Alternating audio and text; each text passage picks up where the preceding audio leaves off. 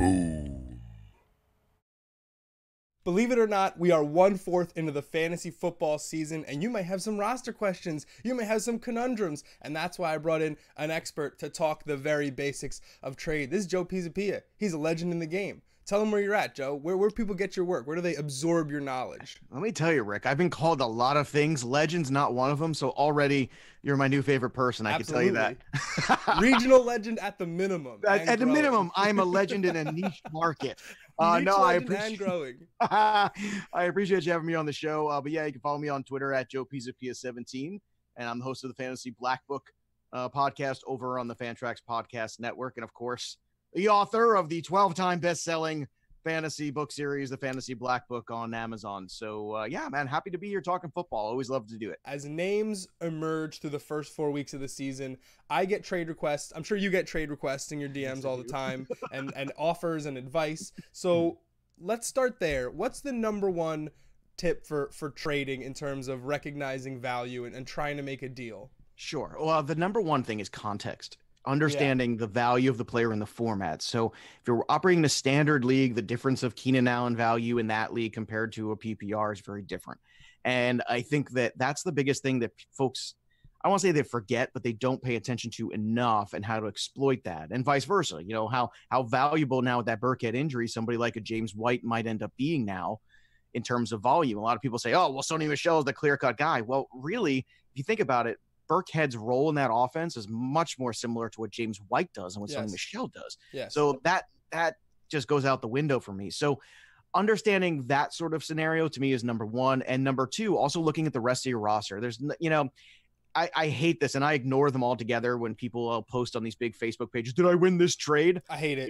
You know, this guy versus this guy, did I win this trade? And I'm like, well, you can't tell if I won this trade or didn't win this trade, because first of all, what's the context? Second of all, what was your roster? What was their roster? And winning, everybody should win the trade. See, this is the other misnomer too. Yes. And I write this in the baseball black book, and I'm going to bring it over to next year's football too, because I think it really just needs to be said. Your concept is what you need to be doing is making sure you're creating a trade partner in your league. Help them, help yourself, help everybody. A good trade is a good compromise where everybody wins. But this idea, I mean, you're wasting everyone's time by trying to send out offers that are completely one-sided, that only favor you, because they alienate that person from being at the table making real offers with you. And on the flip side of that, you know, you could actually create a partnership with somebody when you really are down and you have injuries on a roster. All of a sudden now you can take somebody and say, hey, look, you know, hey, Bob or Jen or whoever is in your league, hey, I need something. Can you help me out? Can we find a way to make a compromise here and help me out? Because what you want to do is create trade partners. If you have a one-sided trade, it goes through, you piss off the league, you piss off that person. And to what end? It doesn't necessarily guarantee you a championship. I totally agree. I think that everybody is willing to trade, but nobody is willing to sacrifice good players. And don't write me a monologue about why I should make a trade. I mean, if the trade doesn't speak for itself, and you haven't thought enough about my roster, do not write me an essay. Dearest Joe, this is why I believe this trade would benefit you, because this guy sucks on your team and I want him because he sucks so bad. Really? If he sucks so bad, why do you want him so bad? You know, come on. If you can't say it in a sentence, just don't say it at all. Or don't even send the offer. Nobody's willing to sacrifice good players. And people think that the basement level, the minimum for a trade offer sent is one-way robbery. That's the type of trade that we send. When in reality, you have to give to get. Right. And you should be giving to get to make both teams better. But what you want to do is help the construct of your roster. And I think that's the idea too. And it is, to me, it's always more important to get the best player in the deal, unless you're a team that's absolutely obliterated by injuries. Let's say you have a great team and you have a terrible team in terms of injuries, and you've got Todd Gurley, and you want to deal Todd Gurley for 3 good players like Jordan Howard and 2 wide receivers or something, because Todd Gurley can't win you the league, you know, on a weekly basis on his own. I understand that kind of deal. But most of the time what you're trying to target is that elite level talent, because in the NFL, those are the guys that they move the needle. Those are the guys that win you a week, and that's what it's about. Absolutely. I've gotten a couple interesting trade scenarios sent my way. One of the more interesting ones that was floated to me was a user with both Drew Brees and Pat Mahomes, What do you do with quarterbacks? Nice problem to have. It's a nice problem to have, but you can only start one. And the quarterback position being what it is, there's always value. There's weekly streamers. So how do you get someone to pay up for someone that could have weekly? Well, in that scenario, I think what you do is you take a look at a couple things. First, you enter into Mark Ingram's going to come back and he's going to get some more work. And there's that possibility that Brees goes back into more of what Drew Brees was last year. Possibility. Because what's happening is you can see that defense is getting taxed now because their inability to run the football, which, and that defense is getting exposed, lit up. And I think part of why the defense was good last year was because the running game was so good. Offense was on the field more. Right. The best player that they can add on defense is actually Mark Ingram on offense. Oh, yeah. So for me, I think that's something to consider. And you also got to consider the pace Mahomes is on is unreal and most likely unsustainable. Yeah. So if it's not a keeper situation, to me, what I say is, both of these guys have negative possibilities. I don't want to say fallout. So it sounds like you're saying make the deal by Sunday because regression is on the way. Well, no, what I'm saying is regression's on the way for both of them potentially. So you trade whichever one is going to give you more back. If somebody's more enamored of Mahomes because he's the shiny new toy, then you do him. If somebody's more, the appeal of Drew Brees being the big name quarterback, then you deal him, because this is what the black book's all about, relative position value. At the end of the day, the difference between Brees and Mahomes on a weekly basis is a couple of percentage points.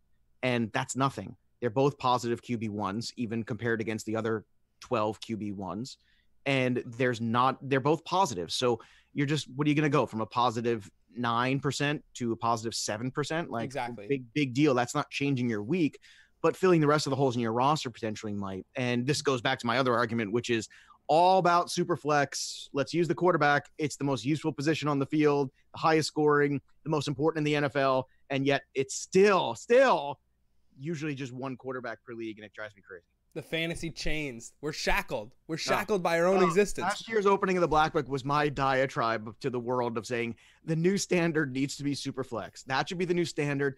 How dare we be fighting over 100-point running backs in the 11th round when there's 200-point quarterbacks sitting on waiver wires? This is dumb. Maybe I do move the needle, Rick. I don't know. Year over year, I've seen a lot more super flex questions than I have in the past. So influencer. That's right.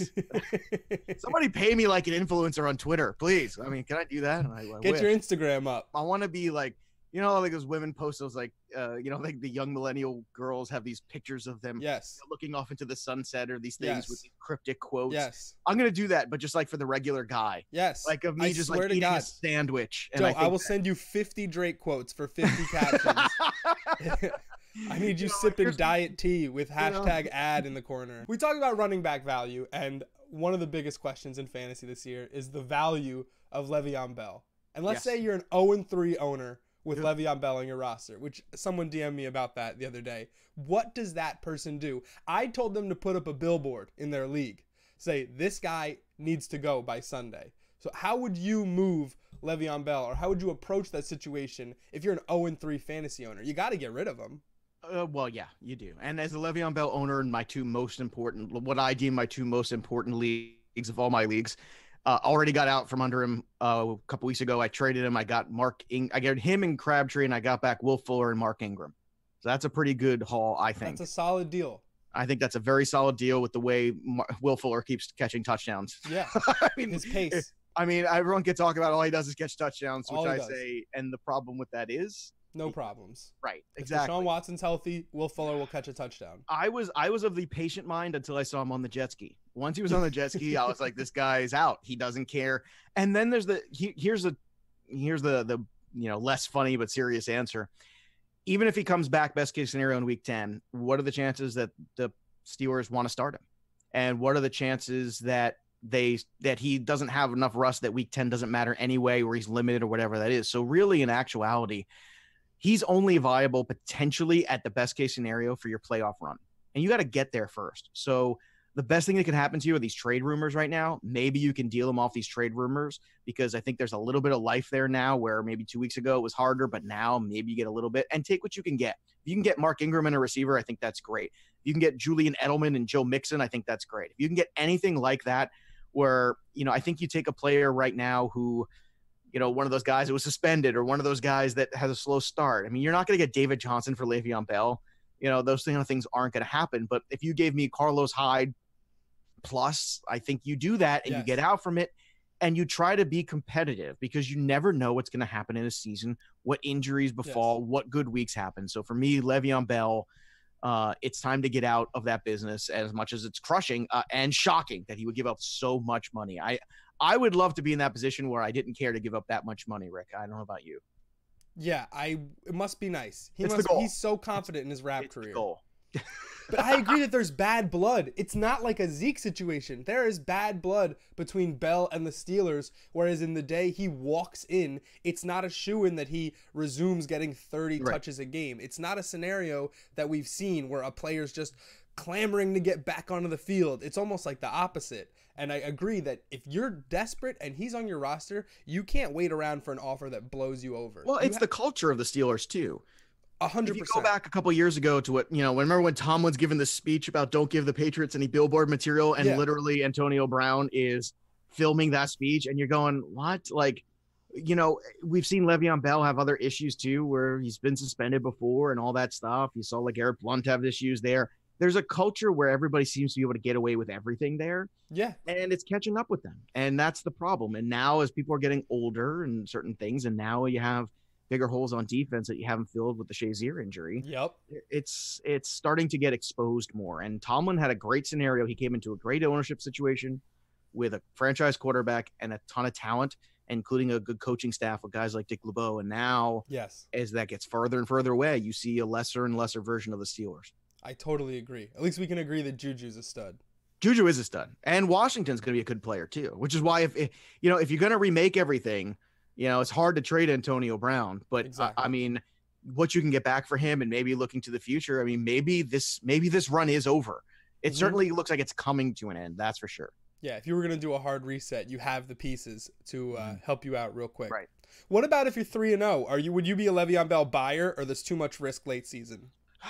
No, the only time I start buying on him is if I'm in a spot where I'm 5-1 or something like that. I'm 5-1 and I can deal Shady McCoy and Kenny Golladay for Le'Veon Bell. Well, somebody's just desperate, right? Yeah, maybe you get that, but I think that no one's a lock playoff team in September. I'm sorry, except maybe the Los Angeles Rams. Yeah. Jesus. The Los Angeles Rams are the only lock playoff team, and everybody else in fantasy isn't yet, because I don't think you're a lock to make the playoffs until you're a good halfway through the season almost. So if you're looking at a week 13 playoffs there, somewhere around that, I think that you've got to realize you've got to be 6-1, 5-1, 6-2, that, somewhere that record, that in those weeks, that's where you buy Le'Veon Bell, who's just sitting there. And even if the cost goes up, you realize you can afford to lose a couple games. And if you get Le'Veon Bell and you get the premium Le'Veon Bell for weeks 13, 14, 15, 16 or whatever, then you've really got something. Then you make that push. That's a smash spot. Well, maybe if you're not on Bell, who are some of your other buy low guys for trade season? Who are you looking around, perusing other rosters, trying to pick off underrated talent? Well, look, David Johnson's not underrated, but I think right now right now he is. Well, yeah, I think people are frustrated with him, and I think that's the thing. You look forward to that. And that's understandable. And I'll tell you what, I'm willing to pay this. And I talked about this with Sealy on his show on Tuesday. I said, I'm willing to pay premium David Johnson first round talent price to get him, because I think with Rosen there, things will improve a bit. Yes. And it's going to improve incrementally. So even this week, if he doesn't blow the doors off the joint, there's another opportunity there where it's still good. It's like Homer Simpson when he's trying to chase the pig in the air. He's like, it's still good. It's still good. Still good. Same thing. Yeah. With David Johnson, it's still good. And in terms of, buying low collectively too, everybody's just gotten off the 49ers, which it's so funny. Until the Garoppolo injury, my narrative for that night's show was, hey guys, the 49ers still suck. Just because Jimmy Garoppolo has potential in the future, stop thinking that they don't suck. Nice. But the thing is, they don't suck so much that all of a sudden Kittle and Garcon and Breida and all these guys have zero value. Yeah. Beathard isn't great, but all of a sudden everyone's just getting off that ship. So you can have those guys for nothing. Yeah. And literally off the waiver wire, I see them getting dropped all over the place. And with bye weeks coming back, coming up right now, I think that's incredibly short-sighted, because all they have to do is have a respectable week or two at the right time. Yeah. And if it doesn't cost you anything, why not go there? So I think collectively the 49ers right now are in a very good spot of buying low for, zero cost. And and zero risk, because if they don't perform, so what? Then you drop them. Okay. That's a great point. I think everyone's quick to write off the 49ers, and that's a scheme team. They're going to get schemed open. That's not CJ Beathard throwing guys open. That's great play calling, putting CJ Beathard in a position where he can throw to open receivers. And that makes everyone's fantasy value increase. Right. And you know, of course, there's the rapport potentially with Kittle there too. So, you know, the guy I think suffers the worst is Goodwin, because Goodwin seemed to be Garoppolo's favorite toy. Yeah. But outside of that, I think all the other guys all of a sudden are more in play, because you're gonna have to rely a little bit more heavily on scheme, like you said, and that might potentially force some targets and force some carries for even guys like Alfred Morris in deeper leagues. So I would keep an eye on that situation. And this week, let me tell you something. San Diego, that defense without Bosa is not the same. No. So, I mean, all of a sudden that defense is a sieve.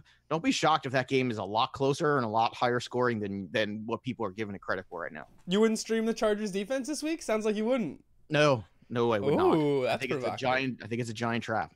All right, well, have you watched them so far? I mean, they're getting their ass kicked on a weekly basis. I mean, I watched them against the Rams and the Chiefs. So, yes, then the Rams and the Chiefs are, but you know, overall they're getting whooped, man.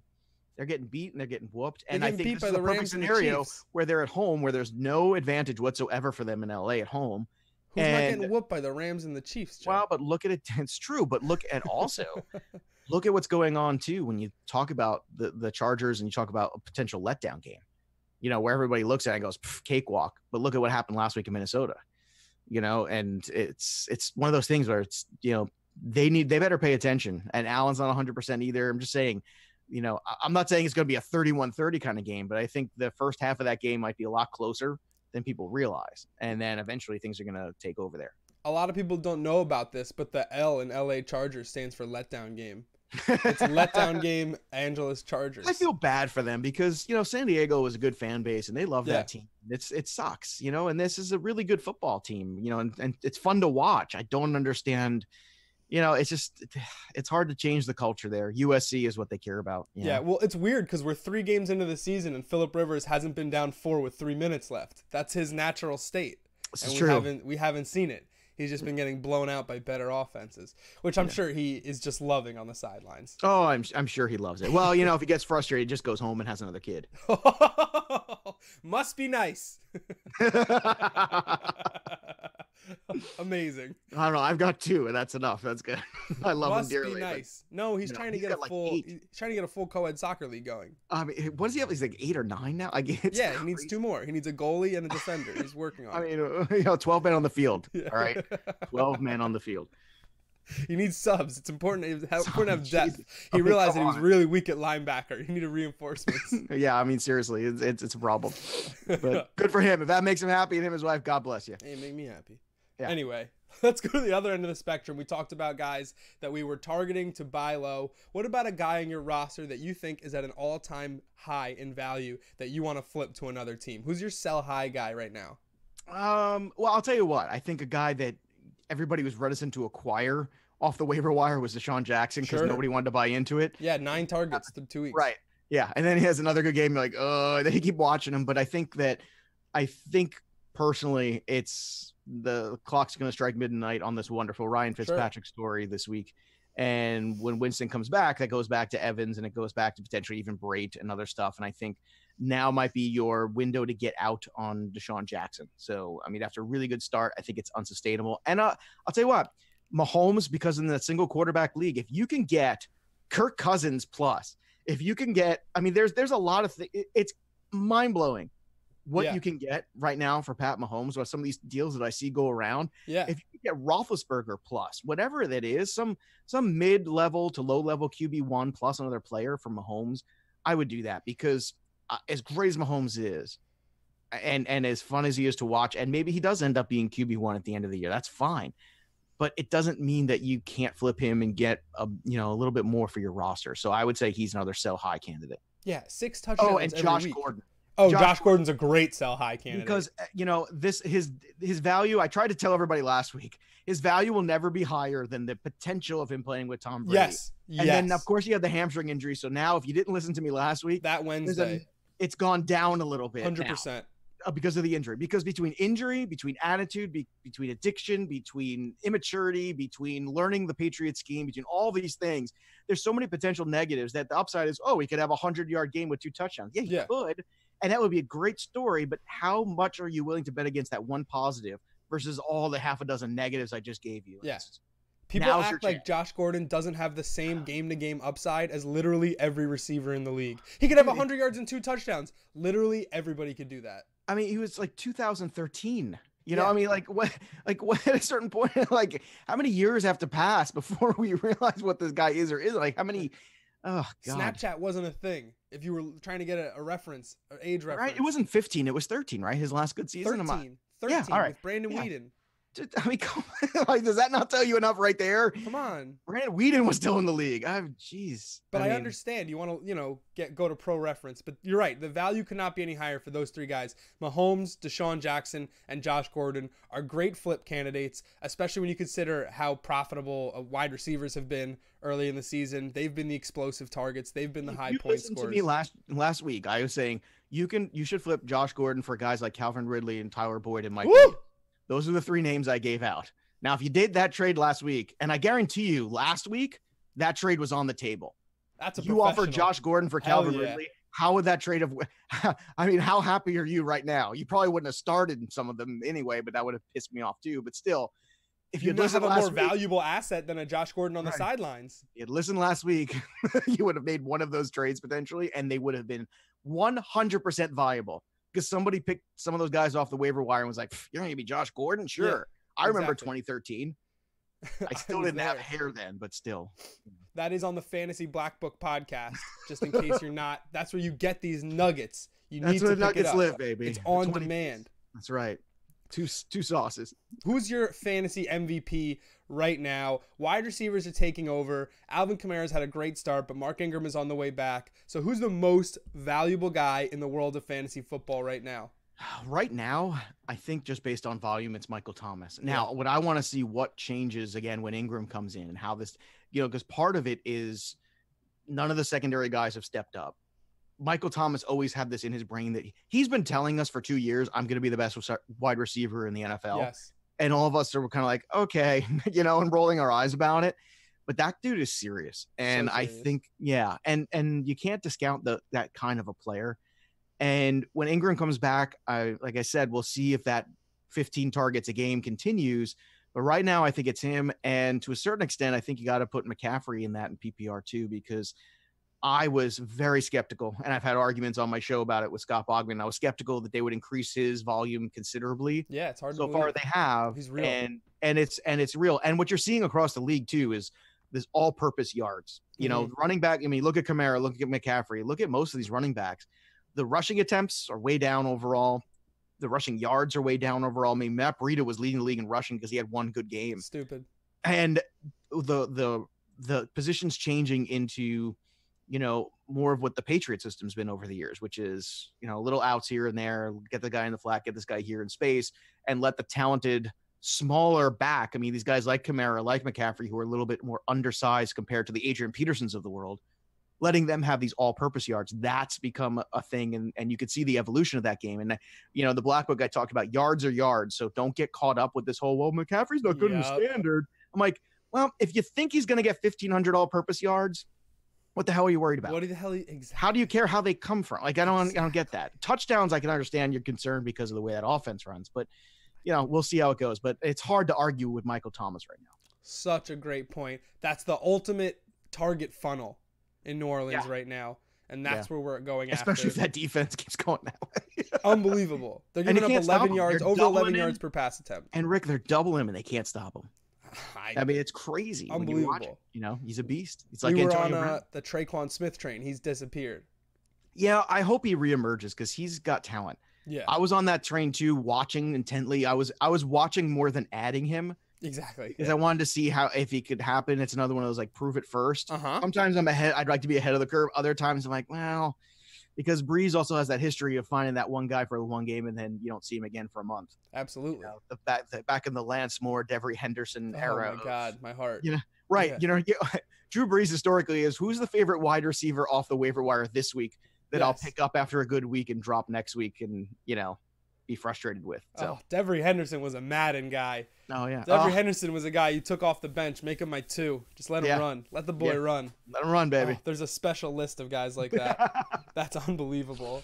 All right, Joe, let's get you out of here. Give one more plug to the people. Where do they find all your outstanding work throughout the season and other seasons? Well, you can find me at Joe Pisapia 17. You can check out the Fantasy Black Book podcast. That's everywhere you can listen to podcasts. I also host the Line Star pre-snap DFS show as well. You can find that too if you play daily fantasy. And check out the Football and Baseball Black Books over on Amazon as well. And I appreciate you having me on, Rick. It was super fun. I'm sorry we're not in a mode right now because we're in season. We're just recording through shows. But if we have an opportunity to get you on as soon as we can, I will, man, because this has been great fun. Oh, it's an honor, sir. That's an honor and privilege. Let's just keep cashing, keep this beautiful season going. Favorite person already, Rick. Oh my gosh, skyrocketing up the Joe Pisapia power rankings, and it feels so good. It feels so good. Get out of here. We'll talk to you soon, all right?